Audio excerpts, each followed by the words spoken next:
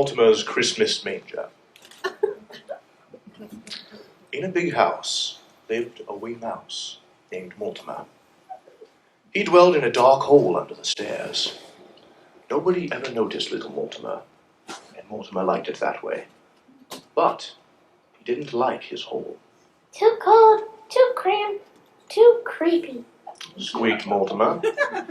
Each day he snuck out and crept about looking for crumbs and tidbits. One day, Mortimer spied something new. What he spied was wonderful. He saw a huge tree covered with twinkling lights. Nestled on top was a bright shining star. But something even better than the tree itself sat next to it on a table.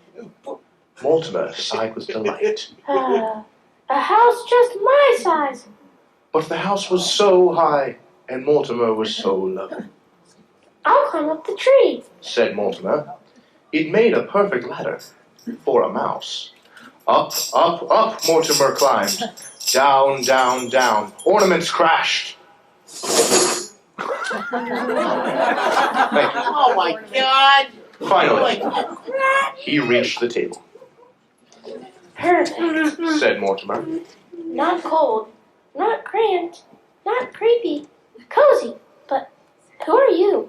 Mortimer had never seen people so small, almost as small as himself. He had never seen such strange animals either. Mortimer knocked, but no one answered. No one moved an inch. I see. Mortimer squeaked. You aren't real. Only statues. And so, Mortimer lugged, and Mortimer tugged. One by one, he dragged the statues out. When he reached the smallest statue, he saw it was a baby. A baby in a wooden bed, just Mortimer's size. There's no room for you here. Mortimer said. Out you go. Then, into bed crawled Mortimer. He fell fast asleep in the soft, warm hay. The next day, as Mortimer crept about, he found good things to eat. Cookie crumbs, fruitcake morsels, and spicy peppermint candy. But when Mortimer scampered back up to his new home, the statues were set up again. No, no, no. Squeaked Mortimer. This won't do. There's no room for me. And so, Mortimer lugged, and Mortimer tugged, until all the statues were out. And stay out. He said. Then into bed crawled Mortimer. He fell fast asleep in the soft, warm hay. But each day, while Mortimer scurried about, the statues were set up again, and Mortimer always lugged and tugged them back out. Then one day, Mortimer set out and saw the big people gathered around the tree. He couldn't go out there, so he hid among the statues. A man started talking. Mortimer listened, and what he heard was wonderful. Since it is Christmas Eve, I shall tell the Christmas story. Said the man.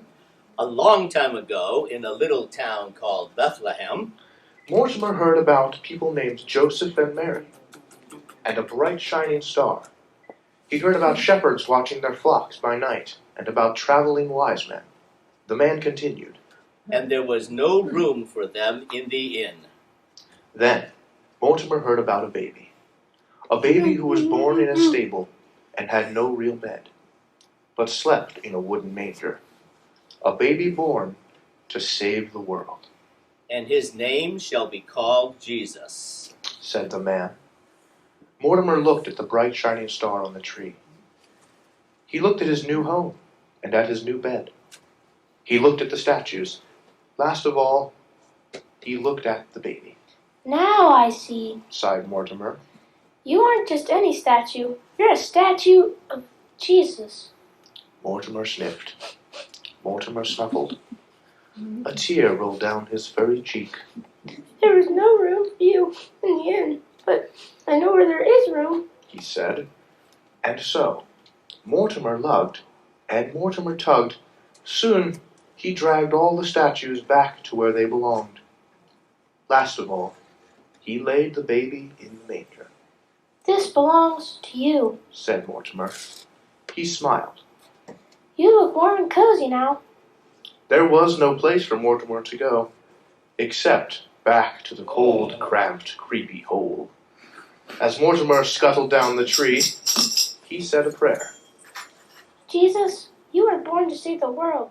Perhaps you could also bring me a home?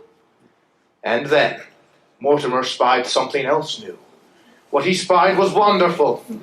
Mortimer sighed with delight. A house just my size. There were no statues in sight, and so Mortimer moved right in. Thank you, Jesus, said Mortimer. Thank you, Jesus. You have made room for me, too.